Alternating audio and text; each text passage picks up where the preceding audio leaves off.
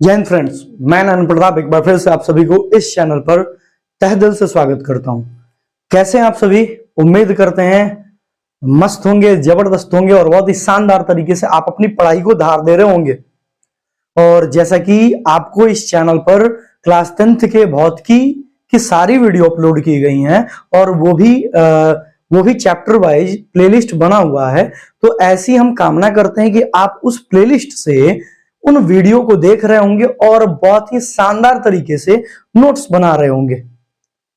तो आज हम क्या पढ़ने वाले हैं आज के सेशन में? सबसे पहले हम आपको बताना चाहेंगे कि हम लोगों के पढ़ने का तरीका क्या होता है।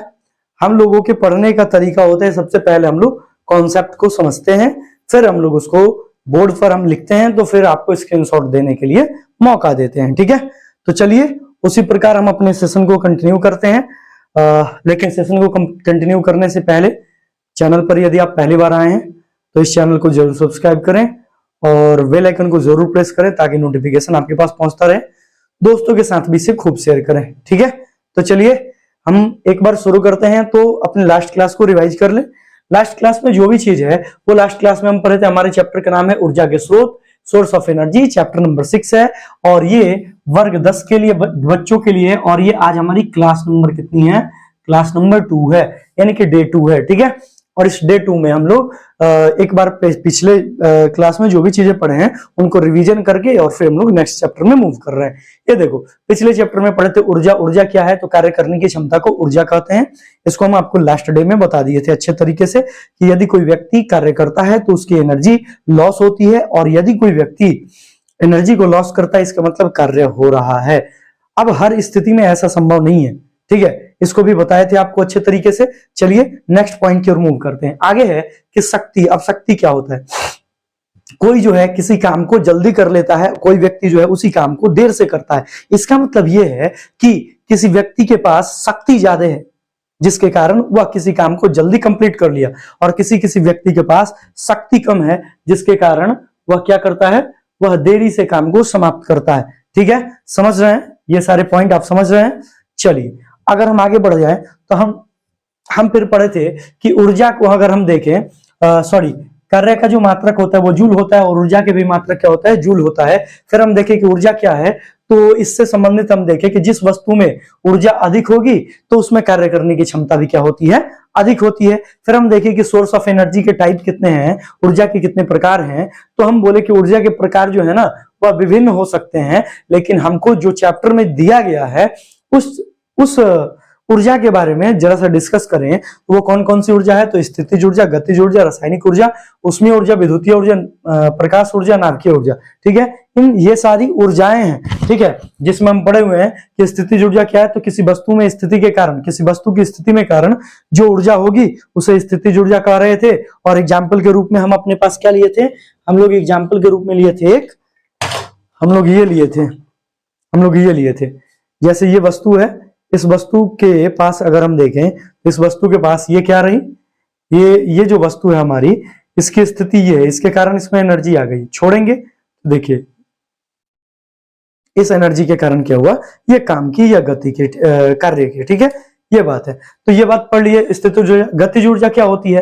तो किसी वस्तु में गति के कारण जो ऊर्जा उसमें शामिल होगी उसे गतिज ऊर्जा कहते हैं, पढ़ लिए थे। फिर हमारी रासायनिक ऊर्जा थी। तो रासायनिक ऊर्जा क्या थी? किसी वस्तु में रासायनिक अभिक्रिया के कारण जो उसमें एनर्जी होगी उसे हम कहेंगे रासायनिक ऊर्जा। ये बात भी पढ़ चुके थे हम लोग अच्छे तरीके से। फिर हमारे पास नेक्स्ट पॉइंट आया क्या? नेक्स्ट पॉइंट आया उष्मीय ऊर्जा। उष्मीय ऊर्जा किसे कहते हैं? तो उष्मीय ऊर्जा को हम ये समझे कि किसी वस्तु में संचित ऊर्जा होती है जो उस वस्तु के तापमान को बताती है। ठीक है, आगे बढ़ जाए। विद्युतीय ऊर्जा। तो विद्युतीय ऊर्जा जो है यह एक ऐसी ऊर्जा है जो विद्युत धारा के प्रवाह के कारण उत्पन्न होती है। इसके बारे में भी डिटेल में पढ़ चुके थे। फिर प्रकाश ऊर्जा।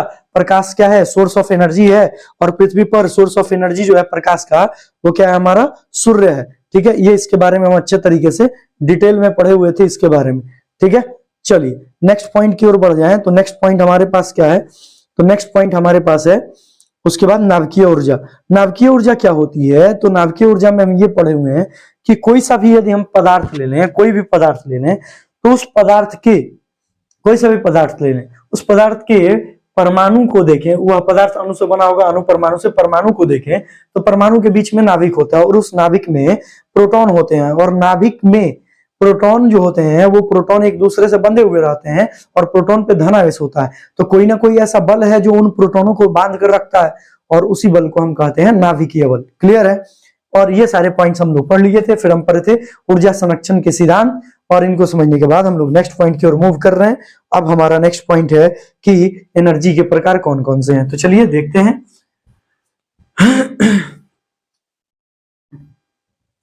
एनर्जी के प्रकार को हम लोग देख लिए थे मेरे भाई।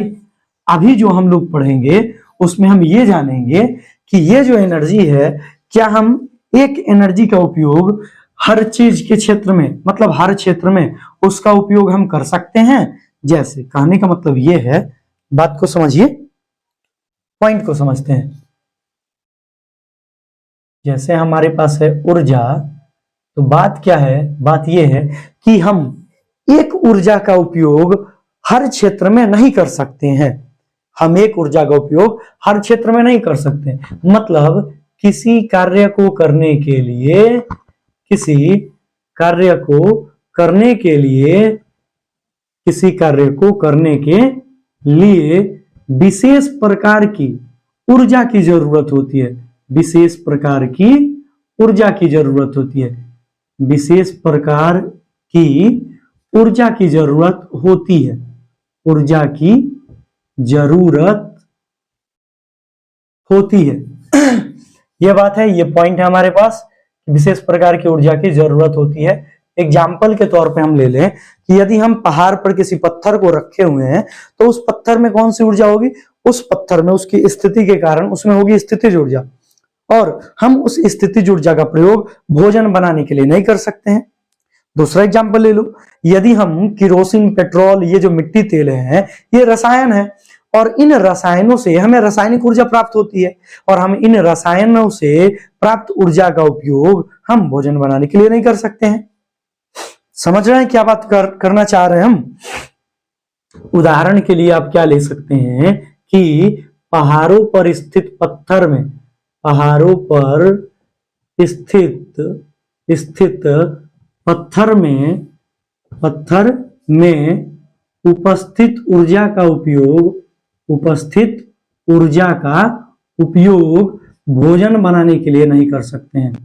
उपस्थित ऊर्जा का उपयोग भोजन बनाने के लिए नहीं कर सकते।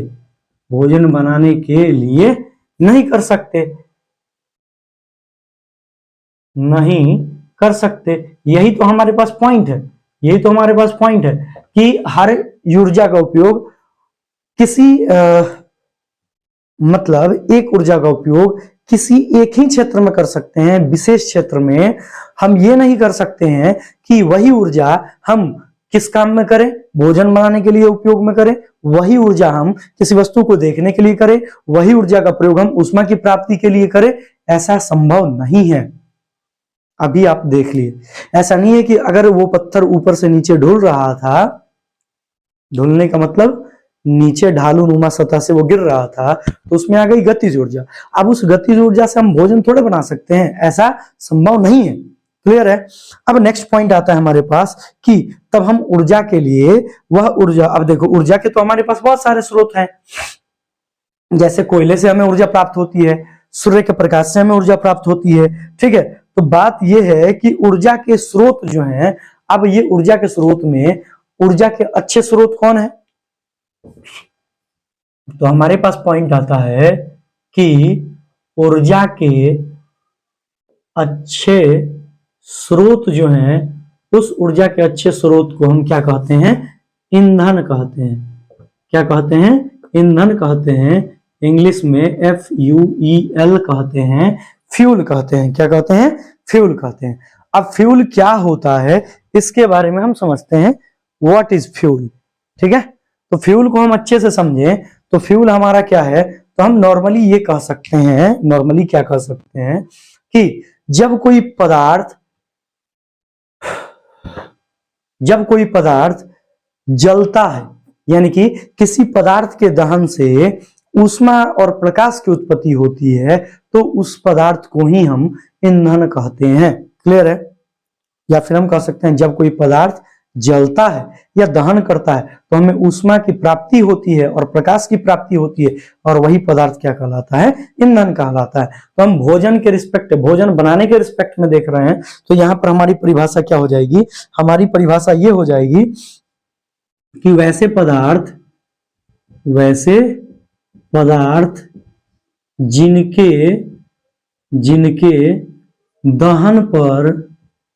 जिनके दहन से ऊष्मा की उत्पत्ति होती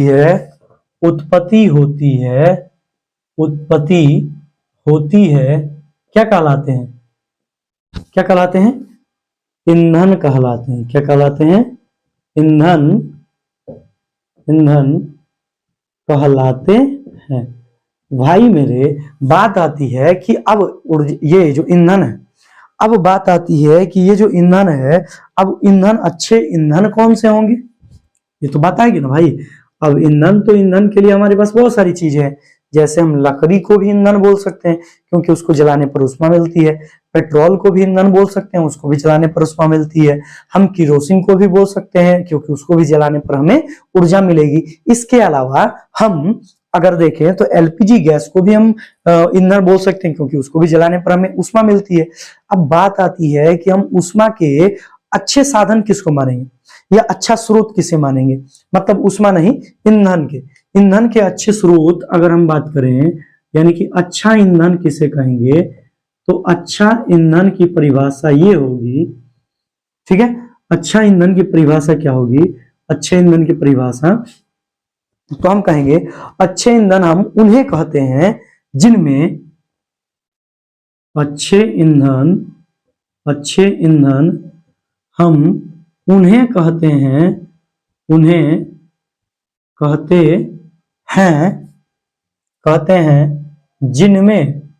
जिनमें निम्नलिखित प्रकार के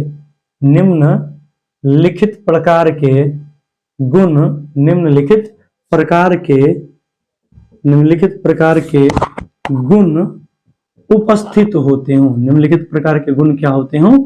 उपस्थित होते हो। अब वो कौन कौन से गुण हो सकते हैं भाई? तो पहला नंबर, जो जलने पर हमें क्या दे? जो जलने पर पर्याप्त मात्रा में ऊष्मा दे। क्या दे? पर्याप्त मात्रा में ऊष्मा दे। पर्याप्त मात्रा में ऊष्मा प्रदान करे। ये पहला हो गया। दूसरा हमारे पास हो सकता है जो आसानी से उपलब्ध हो। दूसरा हमारे पास क्या हो सकता है? जो आसानी से उपलब्ध हो। जो क्या हो? आसानी से उपलब्ध हो। उसे भी हम क्या बोलेंगे? उसे भी हम कहेंगे, जो आसानी से उपलब्ध हो उसे भी हम क्या बोलेंगे? अच्छा ईंधन। तीसरा हम ये कह सकते हैं, तीसरा हम ये पॉइंट दे सकते हैं कि जो अधिक धुआं उत्पन्न न करे। जो अधिक धुआं उत्पन्न न करे। जो अधिक धुआं उत्पन्न न करे। जो अधिक धुआं उत्पन्न न करे। जो अधिक धुआं उत्पन्न न करे। क्लियर है? और इसके साथ साथ हम 4 नंबर ये कह सकते हैं जिसका भंडारण आसानी से किया जा सकता हो। जिसका भंडारण आसानी से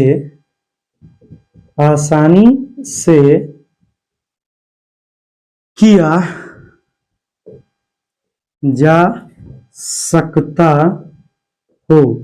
जिसका भंडारण आसानी से किया जा सकता हो। फिर इसके साथ साथ जिसके दहन यहां पर 4 के बाद हमारे पास 5 नंबर हो जाएगा, जिसके दहन की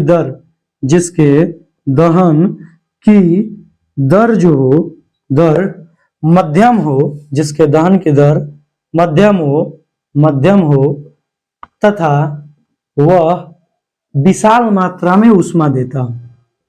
विशाल मात्रा में ऊष्मा देता हो। ये क्या कहलाएंगे? ये कहलाएंगे ऊर्जा के, अच्छा ईंधन कहलाएंगे। ये क्या कहलाएंगे? अच्छे ईंधन कहलाएंगे। अच्छा ईंधन हम इसको बोलेंगे, अच्छा ईंधन हम उसको बोलेंगे, किसको बोलेंगे? जिसमें ये सारी क्वालिटी हो। कौन कौन सी क्वालिटी? क्वालिटी नंबर पहला, जो जलने पर पर्याप्त मात्रा में ऊष्मा दे। दूसरा नंबर क्वालिटी, जो जलने पर अधिक मात्रा में ऊष्मा दे। और दूसरा नंबर क्वालिटी, जो आसानी से उपलब्ध हो। तीसरा नंबर क्वालिटी, जो अधिक धुआं उत्पन्न न करे। चौथा नंबर, जिसका भंडारण आसानी से किया जा सके। पांचवा नंबर, जिसके दहन की दर क्या हो? मध्यम हो और ऊष्मा जो है विशाल मात्रा में दे। ठीक है, और जलने पर विषैला पदार्थ न बनाए। अच्छा ईंधन कहलाता है। अच्छा ईंधन किसे कहते हैं? नॉर्मली है। पहला पॉइंट क्या है कि जो जलने पर ऊष्मा प्रदान करता हो ज्यादा मात्रा में। पहला, जो जलने पर पर्याप्त मात्रा में ऊष्मा प्रदान करता हो। दूसरा ये है कि जो आसानी से उपलब्ध हो। तीसरा, जो अधिक धुआं उत्पन्न न करता हो। चौथा नंबर कि जिसका भंडारण आसानी से किया जा सके। और पांचवा, जिसके दहन की दर जो है वो मध्यम हो और ऊष्मा विशाल मात्रा में प्रदान करता हो। अब फिर बात आती है ना कि इसमें भी डिफेक्ट्स थे। डिफेक्ट्स क्या थे? आजकल हमारे दैनिक जीवन में विभिन्न प्रकार के ऊर्जा स्रोत जो है ना वह उपलब्ध है। आजकल हमारे दैनिक जीवन में विभिन्न प्रकार के ऊर्जा स्रोत उपलब्ध हैं। और हम उन ऊर्जा स्रोतों की बात करें तो वो जो ऊर्जा स्रोत हमारे पास अनेकों है। जैसे हम कह सकते हैं हमारे पास एलपीजी गैस है। जैसे हम कह सकते हैं भोजन पकाने के लिए हम एलपीजी गैस का प्रयोग कर सकते हैं ना जी। तो यहाँ पर ऐसी क्वालिटी जो है विभिन्न प्रकार के ईंधनों में मिलती है। लेकिन हम तब फिर कैसे समझेंगे कि उसमें सर्वोच्च, सबसे उच्च, सबसे अच्छा ईंधन का स्रोत कौन सा है? अच्छा ईंधन कौन सा है? सबसे अच्छा ईंधन तो ऊर्जा का सबसे अच्छा स्रोत जो होगा ना, ये तो हम ईंधन के बारे में बात किए। तो ऊर्जा का जो सबसे अच्छा स्रोत होगा वह अच्छा स्रोत कौन है? तो यहाँ पर हम ईंधन को ना बोलेंगे, हम बोलेंगे ऊर्जा का सबसे अच्छा स्रोत जो होगा वो ये होगा। ऊर्जा का अच्छा स्रोत जिसमें निम्नलिखित गुण होते हैं। निम्नलिखित क्या होते हैं? गुण होते हैं। ध्यान देना, दोनों में अंतर है भाई, दोनों में अंतर है। एक है अच्छा ईंधन और एक है ऊर्जा का अच्छा स्रोत। ये ध्यान देंगे, ये अच्छा ईंधन है और हम बात कर रहे हैं ऊर्जा के अच्छे स्रोत की। तो ऊर्जा के अच्छे स्रोत की परिभाषा जो है हम निम्नलिखित तरीके से दे सकते हैं। क्या दे सकते हैं? हम ये दे सकते हैं कि ऊर्जा का अच्छा स्रोत वैसा स्रोत जिसके प्रति इकाई आयतन या द्रव्यमान, जिसके प्रति इकाई आयतन या द्रव्यमान, जिसके प्रति इकाई आयतन या द्रव्यमान जिसके प्रति इकाई आयतन या द्रव्यमान से क्या होता है? द्रव्यमान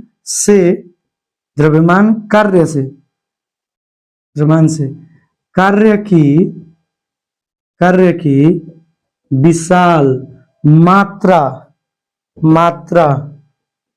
मात्रा देता हो, क्या कहलाएगा? ऊर्जा का अच्छा स्रोत कहलाएगा। ऊर्जा का अच्छा स्रोत कहलाता है। ऊर्जा का अच्छा स्रोत कहलाता है। ये यहाँ पर हमारे पास पॉइंट हो गया। फिर हमारे पास पॉइंट आता है मेरे भाई कि दूसरा इसी में कहेंगे कि जो सुलभ हो, जो क्या हो? जो सुलभ हो, उसे भी हम बोलेंगे। तीसरा हम क्या कह सकते हैं कि जिसका भंडारण हो वो भंडारण क्या हो? आसान हो या परिवहन जो है आसानी से किया जा सकता हो। जिसका भंडारण जो है, भंडारण का मतलब समझते हैं ना? रख रखाव क्या हो? रख रखाव आसान हो तथा जिसे एक स्थान से दूसरे स्थान तक, एक स्थान से दूसरे स्थान तक आसानी से ले जाया जा सके। और फिर लास्ट नंबर पॉइंट, जो सस्ता हो। लास्ट नंबर पॉइंट क्या हो? जो सस्ता हो। क्या बोलेंगे हम? ऊर्जा के अच्छे स्रोत बोलेंगे। ऊर्जा के अच्छे स्रोत बोल रहे हैं हम। Listen to be carefully. हम क्या बोल रहे हैं? ऊर्जा के अच्छे स्रोत। हम ये नहीं बोल रहे हैं अच्छा ईंधन।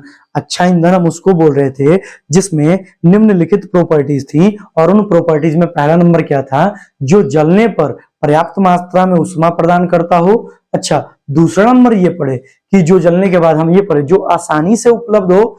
तीसरा नंबर पढ़े जो अधिक धुआं उत्पन्न करता हो। फिर माफ कीजिए, जो अधिक धुआं उत्पन्न ना करे।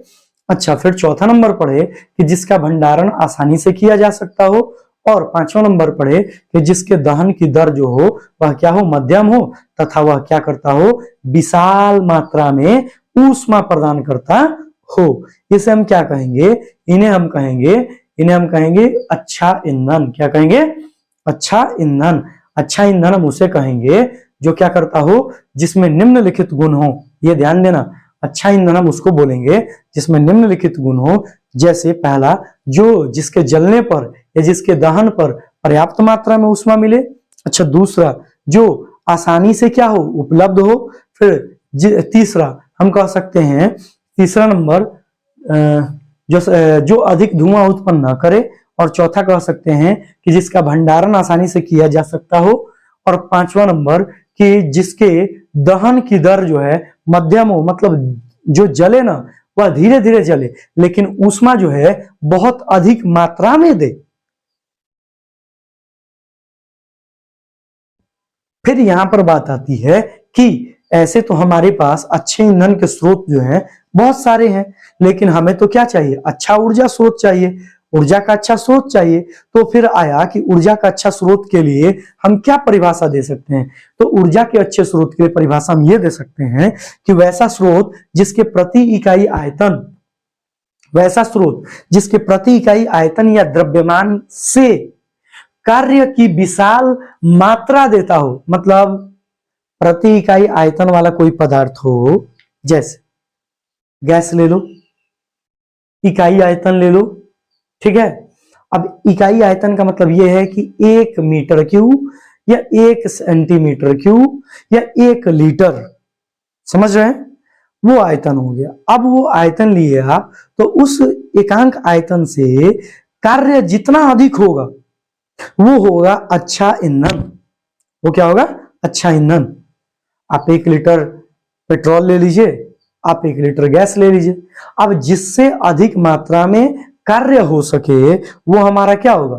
वो हमारा होगा अच्छा ऊर्जा स्रोत। क्या होगा? ऊर्जा का अच्छा स्रोत। क्लियर है? दूसरा नंबर परिभाषा हमारे पास क्या हो रहा है? दूसरा नंबर पॉइंट क्या है? जो सुलभ हो। सुलभ मतलब आसान हो, जिसको हम आसानी से प्राप्त कर सके, ठीक है। तीसरा नंबर पॉइंट कि जिसका भंडारण जो है वह क्या हो? आसान हो। भंडारण मतलब जिसका रख रखाव हम आसानी से कर सकते हो। क्लियर है? फिर चौथा नंबर पॉइंट है कि जिसे आसानी से एक स्थान से दूसरे स्थान तक ले जाया जा सकता हो। और लास्ट नंबर पॉइंट है जो सस्ता हो। स्क्रीनशॉट आप ले लिए होंगे। चलिए हम इसे इरेज करते हैं और हम नेक्स्ट पॉइंट की ओर मूव करते हैं। हम लोग अपने नेक्स्ट पॉइंट की ओर, जिसका नाम है ऊर्जा के स्रोत के प्रकार।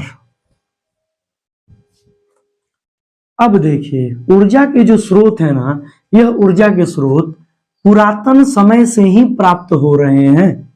मतलब ये है कि पुराने समय से ही हमें ऊर्जा प्राप्त हो रही है। पुराने समय से हमें क्या प्राप्त हो रही है? ऊर्जा। यकीन ना हो तो आप गोबर गैस के बारे में सुने होंगे। अब गोबर गैस कोई आज थोड़े ना बना है, बहुत पहले से बना है। तो यहां पर बात आता है कि जो ऊर्जा है, ये ऊर्जा के स्रोत को याद रखेंगे। ऊर्जा के स्रोत को हम क्या करते हैं, दो भागों में वर्गीकृत करते हैं। कितने भागों में? दो भागों में वर्गीकृत किया जाता है, वर्गीकृत किया जा सकता है या जाता है। ठीक है। अब बात आती है भाई कि वो कौन कौन से हैं ऊर्जा के जो स्रोत हैं उनके दो प्रकार कौन कौन है। तो पहला है ना गैर ऊर्जा के परंपरागत स्रोत, या इसी को हम कह सकते हैं परंपरागत ऊर्जा स्रोत। इसी को क्या कह सकते हैं? परंपरागत ऊर्जा स्रोत। और दूसरा आता है मेरे भाई, वो क्या है? ऊर्जा के गैर परंपरागत स्रोत। ऊर्जा के गैर परंपरागत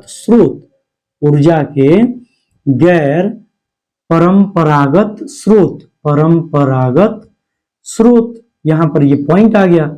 एक है ऊर्जा का परंपरागत स्रोत या ऊर्जा का गैर परंपरागत स्रोत, या इसको हम कह सकते हैं या गैर ऊर्जा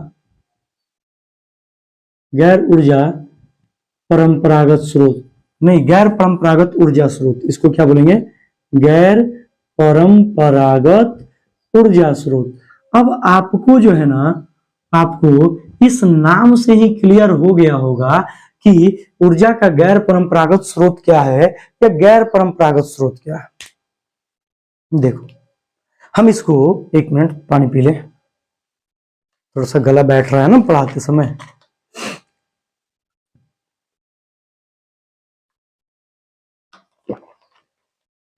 देखो आप नॉर्मली जो है ना, आप नॉर्मली क्या कर सकते हैं वो सुनिए। आप कुछ ऐसे ऊर्जा स्रोत हैं जिसका उपयोग हम आज ही से नहीं, हमारे पुरानी जो है ना, हमारे जो पूर्वज हैं वो लोग अपने समय से करते आ रहे हैं और अभी भी हम उसका उपयोग करते हैं। क्लियर है? ऊर्जा के कुछ ऐसे स्रोत हैं जिनका उपयोग हम आज से नहीं बहुत पहले से करते आ रहे हैं, और वैसे ऊर्जा के स्रोत को हम क्या कहते हैं? परंपरागत ऊर्जा स्रोत। क्या कहते हैं? ऊर्जा के परंपरागत स्रोत या फिर परंपरागत ऊर्जा स्रोत कहते हैं। क्लियर है? वैसे ऊर्जा स्रोत जिनका उपयोग हम कई पीढ़ियों से करते आ रहे हों, या जिनका उपयोग विभिन्न वर्षों से, मतलब हम कह सकते हैं प्राचीन समय से किया जाता हो, उन ऊर्जा के स्रोतों को हम क्या कहते हैं? ऊर्जा के परंपरागत स्रोत कहते हैं। क्लियर है? परंपरागत स्रोत का मतलब यह है कि परंपरा से चलता आ रहा है, बहुत ही पुराने समय से वह ऊर्जा का जो स्रोत है उसका हम लोग उपयोग कर रहे हैं। तो गैर परंपरागत स्रोत क्या है? तो गैर परंपरागत स्रोत हम उसे कहते हैं जिसका उपयोग हम कब कर रहे हैं? जिसका उपयोग हम लंबे समय से न करते हो, यानी कि जिसका उपयोग हम वर्तमान में कर रहे हैं। जिसका उपयोग हम कब कर रहे हो? वर्तमान में कर रहे हो, उसे हम क्या बोलेंगे? ऊर्जा के गैर परंपरागत स्रोत। अब बात आती है कि ऊर्जा के गैर परंपरागत स्रोत और परंपरागत स्रोत के टाइप कितने कितने हो जाएंगे, या फिर हम कह सकते हैं कि पुराने समय में कौन कौन से ऊर्जा स्रोत का उपयोग किया जा रहा था। तो पुरातन समय में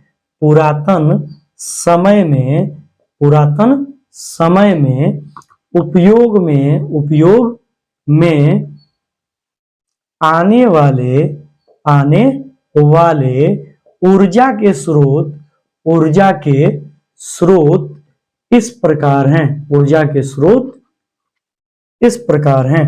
अब वो कौन कौन सा है भाई? तो पहला, पुराने समय में हम कोयले का उपयोग करते थे, तो कोयला जो है वह जीवाश्म ईंधन है।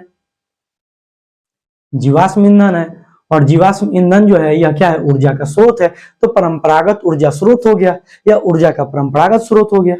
अब जीवाश्म ईंधन जो हम यूज किए, तो जीवाश्म ईंधन में हमारा पेट्रोल आता है, डीजल आता है, केरोसिन आता है, इसके साथ साथ कोयला आता है, ये सारी चीजें आती हैं। तो फिर हमारे पास बात आया कि इसके अलावा भी तो हो सकता है कुछ कुछ चीजें। तो जी बिल्कुल हो सकता है।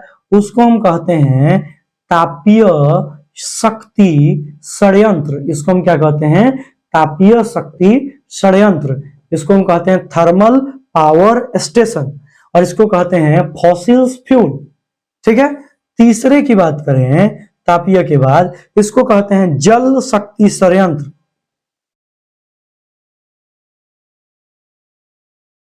जल शक्ति संयंत्र।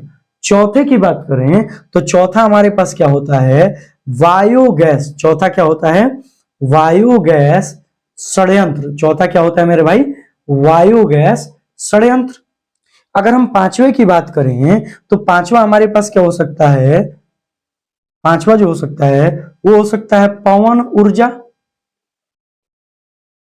पवन ऊर्जा का उपयोग हम आज से नहीं कर रहे हैं, बहुत ही लंबे समय से हम इसका उपयोग कर रहे हैं, समझते होंगे आप पवन ऊर्जा का उपयोग। फिर अब बात आती है कि ये सारे हमारे कौन से स्रोत हैं, ये हमारे जो हैं परंपरागत ऊर्जा स्रोत हैं। इसको बोलेंगे बायोगैस स्टेशन, ठीक है, hydro power station, thermal power station, fossils fuel और विंड एनर्जी। ठीक है। फिर बात आती है कि पुरातन समय में, अब नवीन समय में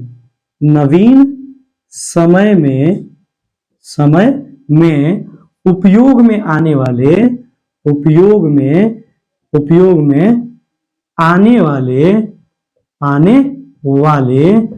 ऊर्जा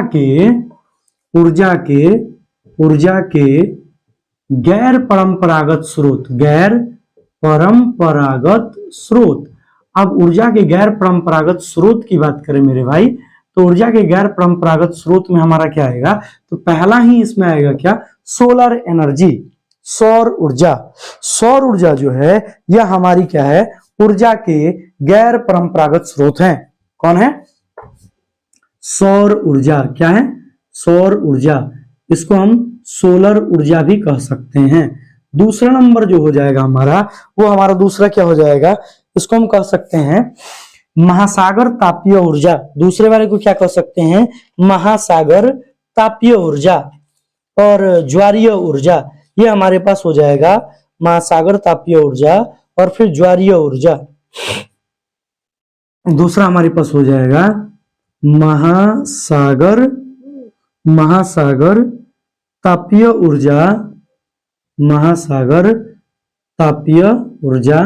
फिर हो जाएगा ज्वारीय ऊर्जा, फिर हमारे पास हो जाएगा हमारे पास चौथा नंबर तरंग ऊर्जा। क्या हो जाएगा, तरंगीय ऊर्जा या तरंग ऊर्जा। फिर हमारे पास क्या हो जाएगा, भूउष्मीय ऊर्जा। क्या हो जाएगा, भूउष्मीय ऊर्जा। और फिर हमारे पास लास्ट क्या हो जाएगा, नाभिकीय ऊर्जा। क्या हो जाएगा, नाभिकीय ऊर्जा। और हम इस क्लास के बाद जो क्लास हमारा होने वाला है, उस क्लास में हम बारी बारी से इसके बारे में अध्ययन करेंगे। ऊर्जा के परंपरागत स्रोत, यानी कि हम जीवाश्म ईंधन के बारे में पढ़ेंगे।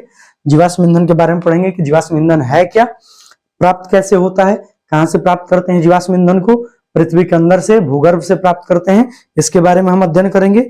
फिर हम पढ़ेंगे तापीय शक्ति संयंत्र। देखो तापीय शक्ति संयंत्र कुछ है नहीं, इसमें जल को गर्म करेंगे और गर्म करके उसको वाष्प में बदलेंगे, और वाष्प में बदलेंगे तो उस वाष्प से हम टरबाइन को चलाएंगे, टरबाइन को चलाकर हम विद्युत धारा की प्राप्ति करेंगे। तो उसे हम क्या कहेंगे, उसे हम कहेंगे तापीय शक्ति संयंत्र। फिर दूसरा है जल शक्ति संयंत्र। तो जल शक्ति संयंत्र में क्या होगा, हम बांध बनाएंगे और बांध बनाकर पानी को स्टोर करेंगे, और फिर पानी को स्टोर करने के बाद पानी को ऊंचाई से गिराएंगे तो पानी में गतिज ऊर्जा आएगी, और उस गतिज ऊर्जा से हम टरबाइन को चलाएंगे और विद्युत धारा की प्राप्ति करेंगे।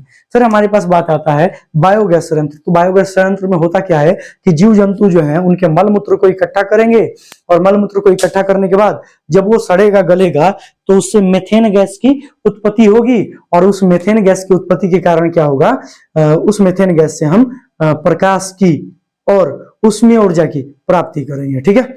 और फिर हमारे पास है पवन ऊर्जा। तो हमारे जितने भी राज्य हैं, तमिलनाडु वगैरह, जो तटीय क्षेत्रों में है, वहां पर पवन ऊर्जा का उपयोग आज भी किया जाता है।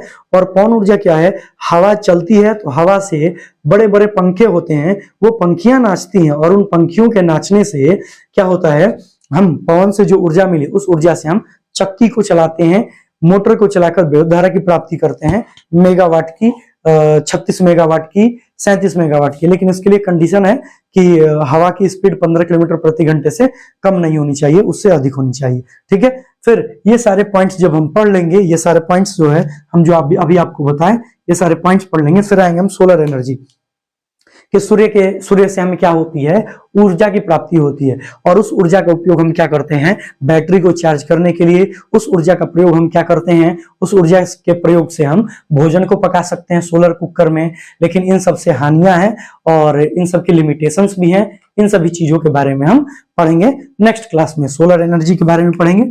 फिर हमारे पास बात आती है महासागर तापीय ऊर्जा।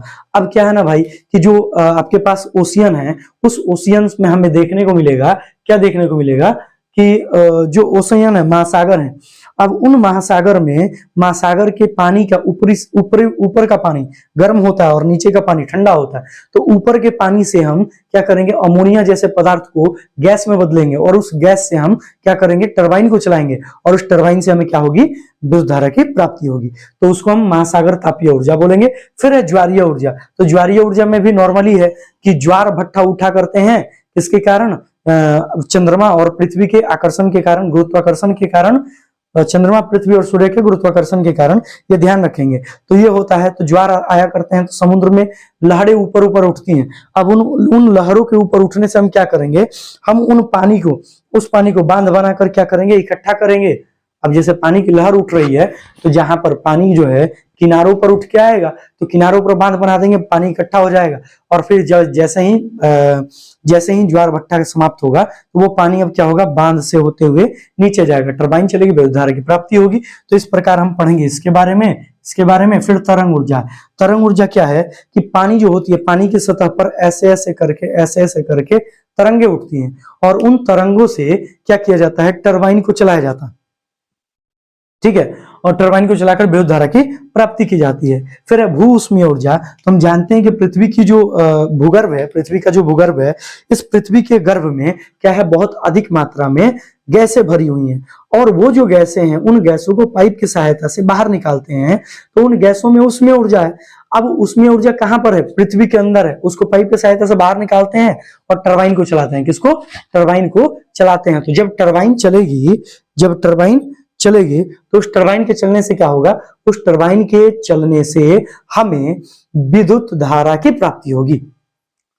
फिर आता है नाभिकीय ऊर्जा। और नाभिकीय ऊर्जा के बारे में अभी शुरू में ही समझाए हुए थे कि जो नाभिक है, किसी भी परमाणु के जो नाभिक है, उस नाभिक में नाभिकीय ऊर्जा होती है, क्योंकि उस नाभिक में प्रोटॉन होते हैं और प्रोटॉनों को बांध कर रखने वाला एक बल होता है और वह बल नाभिकीय बल होता है। और जब वह प्रोटॉन टूटता है, मतलब नाभिकीय बल हटता है, नाभिकीय बल के विक्षेपण से या नाभिक के टूटने से क्या होता है, एनर्जी क्रिएट होती है। उसी को हम कहेंगे नाभिकीय ऊर्जा। या नाभिक के जुड़ने पर भी एनर्जी क्रिएट होती है तो उसे भी कहेंगे हम नाभिकीय ऊर्जा। तो फिर इसमें हम पढ़ेंगे नाभिकीय संलयन और नाभिकीय विखंडन ऊर्जा के बारे में। और ये सारे पॉइंट्स पढ़ेंगे हम लोग नेक्स्ट डे से। कल हमारा ये पॉइंट क्लियर हो जाएगा और इसको क्लियर करने के बाद हम फिर नेक्स्ट पॉइंट की ओर मूव करेंगे। हमारा ये चैप्टर जल्द ही समाप्त होगा और फिर हम अपने अगले चैप्टर की ओर प्रवेश करेंगे और वो हमारा चैप्टर होगा केमिस्ट्री का रासायनिक अभिक्रिया और समीकरण। जल्दी से आप स्क्रीनशॉट ले लिए स्क्रीनशॉट। चलिए, तो वीडियो कैसा लगा आपको, आप हमें कमेंट करके बता सकते हैं। और चैनल पर यदि आप पहली बार आए हैं तो चैनल को जरूर सब्सक्राइब करें और दोस्तों के साथ भी शेयर करें, क्योंकि यदि आप दोस्तों के साथ शेयर करेंगे तो उन्हें भी इस वीडियो का फायदा मिल सकेगा और सब्सक्राइबर बढ़ने से हमारा भी मनोबल बढ़ेगा, जिसके कारण हम दुगनी मेहनत कर पाएंगे आप लोगों के लिए और इस चैनल पर लगातार वीडियो बनाते रहेंगे। तो चलिए इसी के साथ सेशन को समाप्त करते हैं। तब तक के लिए बाय बाय, टेक केयर, धन्यवाद, जय हिंद।